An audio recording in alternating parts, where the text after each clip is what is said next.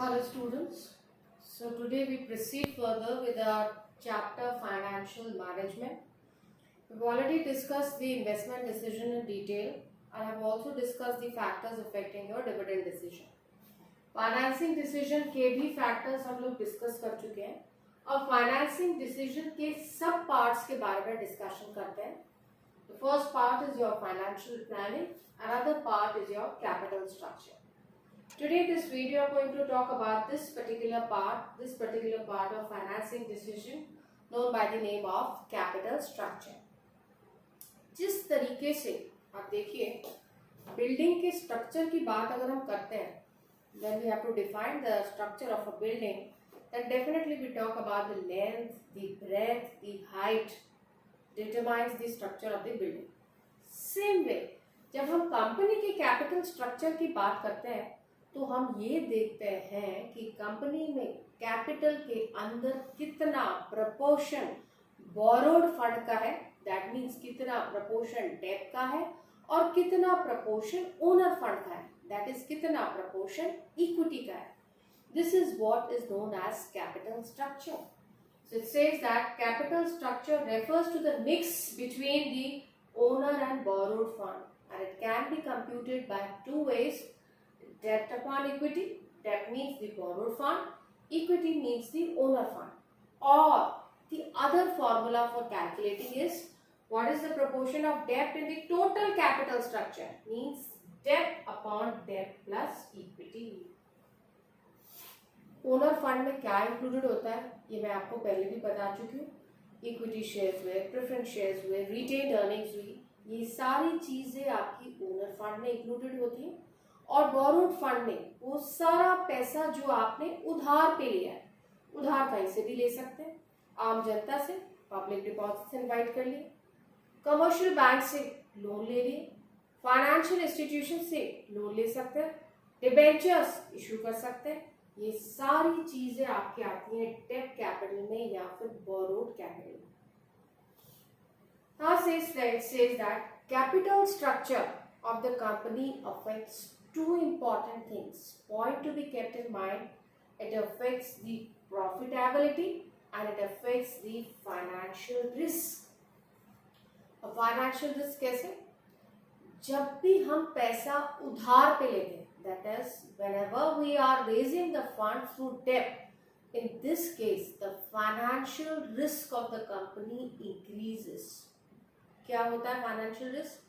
Means company ने जो पैसा उधार पे लिया है उस पैसे को इंटरेस्ट समेत टाइम पर लौटाना ही होगा कंपनी को. This is a financial obligation on the company which has to be fulfilled by the company, and the risk associated with this financial obligation is known as financial risk.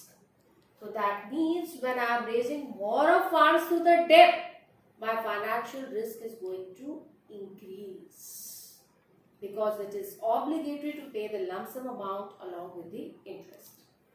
It says that this is because the use of higher amount of debt, the cost of funds may reduce the cost, and cost of debt is lower than equity, leading to higher profitability. But at the same time, issue of more debt increases the financial risk of business.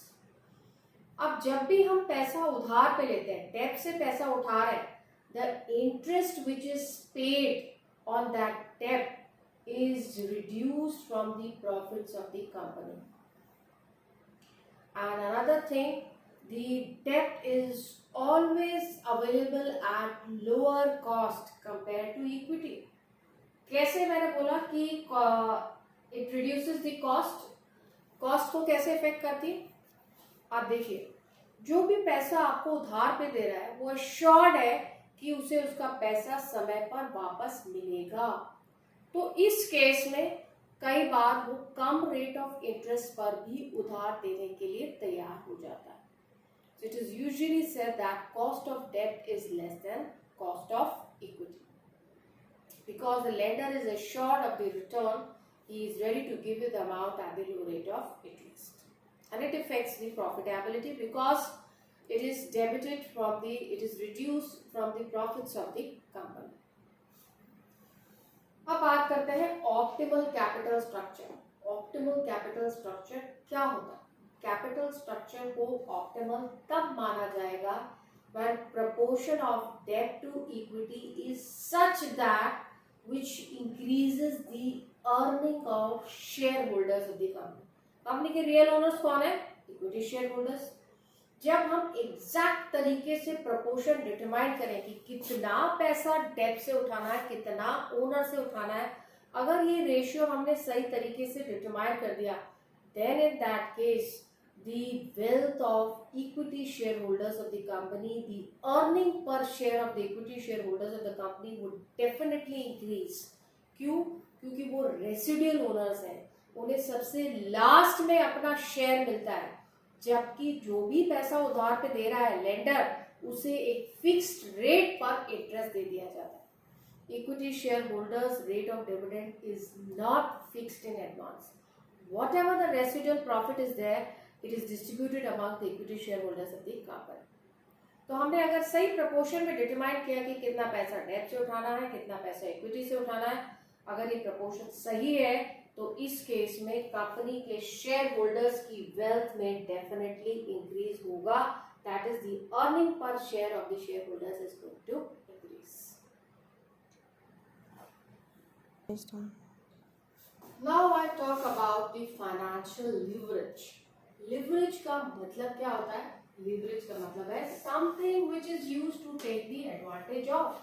That means I am inculcating debt in the capital structure of the company to take some advantage of this debt in the capital structure, which is going to affect my equity shareholders. Financial leverage का मतलब है what is the proportion of debt to equity in the overall capital of the company. अब ये financial leverage जो है high भी हो सकता है और लो भी हो सकता है. High financial leverage means I am using more of debt in the capital structure of the company than equity, then the financial leverage would be high. और लो फाइनेंशियल लीवरेज का मतलब है I am using the proportion of debt lesser quantity than the owner fund. As you can see in the description, company is said to be highly levered when the proportion of debt in the total capital is high. Debt का proportion high. Whereas when the proportion of debt in the total capital is less, company will be said to be low levered.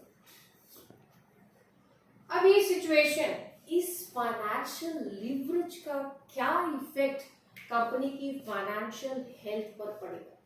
ये company के लिए favourable भी हो सकता है या company के लिए अनफेवरेबल भी हो सकता है. That means use of more डेब्ट in the capital structure can be favourable for my equity share holders, also known by the concept of trading on equity. और यूज ऑफ मोर डेब्ट can be unfavorable also for the company's real owners, that is the equity shareholders. अब ये कब होता है, कैसे होता है, इसे हम एक प्रैक्टिकल क्वेश्चंस के थ्रू समझेंगे अपने अगले वीडियो में. अभी आप अपने दिमाग में इतना ही रखिए, फेवरेबल फाइनेंशियल लीवरेज तब सिचुएशन होती है जब हम डेट को कैपिटल स्ट्रक्चर में यूज कर रहे हैं. उस सिचुएशन में where my return on investment is greater than rate of interest. Return on investment का मतलब है कि कंपनी कितना रिटर्न अर्न कर रही है अपने इन्वेस्टमेंट पर. That means what is the EBIT of the company upon total investment multiply by 100. Company की क्या अर्निंग है इंटरेस्ट और टैक्स पे करने से पहले, that divided by investment, total capital employed of the company multiply by 100. अगर इसका परसेंटेज ज्यादा है उस परसेंटेज से जिस रेट पर मैंने पैसा उधार लिया है, तब ऐसी सिचुएशन में कंपनी को डेट से पैसा उठाना फेवरेबल होगा. ऐसी सिचुएशन में मेरे शेयर होल्डर्स की अर्निंग पर शेयर इंक्रीज होगी. और दूसरी situation, for example here if I talk about, if after calculating this return on investment, my return comes out to be 13%, और मैंने जिस रेट पर पैसा उधार लिया है that is 10%. Here 13% is greater than 10%. That means my returns of the company are greater than the rate of interest which I am paying on my debt capital. ऐसी situation में बोला जाएगा, ऐसी सिचुएशन को favourable financial leverage, also known as trading on equity. Another situation जहां पर बोला जाता है अनफेवरेबल फाइनेंशियल लीवरेज, मींस यहां पर डेट से पैसा उठाना में कंपनी को समझदारी नहीं है, क्योंकि ऐसी सिचुएशन में कंपनी के शेयर होल्डर्स की अर्निंग पर शेयर रिड्यूस होगी. क्यों? Because here the returns of which the company is earning on its investment are not enough. They are less than the rate of interest which they are paying on the debt capital. मान लीजिए आपके same calculation में मैं यहाँ देखूं कि company की return सिर्फ 8% आ रही है, only 8% company is earning, but पैसा उधार ले रही है 10% पे. तो यहाँ आप देखिए 8% रिटर्न कम है उस रेट से जिस रेट पर वो पैसा उधार पे ले रही है. That means the company is earning less but paying more of interest on the loan capital. So ऐसे केस में कंपनी के शेयर होल्डर्स की अर्निंग पर शेयर कभी भी नहीं बढ़ेगी. ऐसी सिचुएशन को बोला जाता है unfavourable financial leverage. I hope the point is clear. And the point will be more clear where in my upcoming video we'll discuss the practical question related to trading on equity.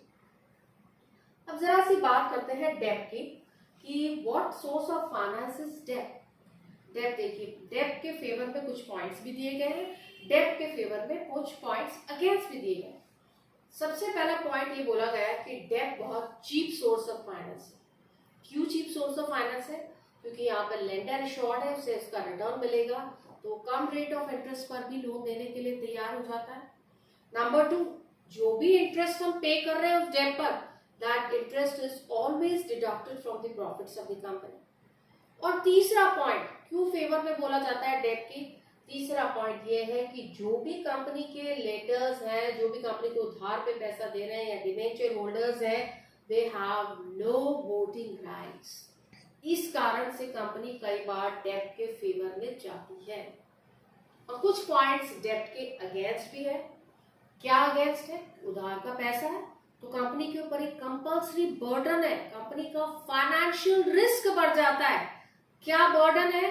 कि पैसा interest समेत समय पर लौटाना ही है जिससे भी उधार पे लिया है. There is a compulsory burden to pay the interest at the capital.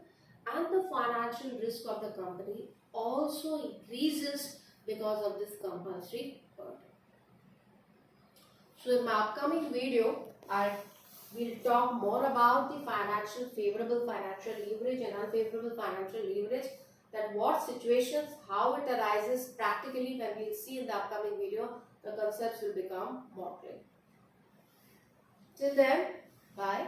If there is any issues, any doubt regarding any of the points which we have discussed, please put it in the comment section.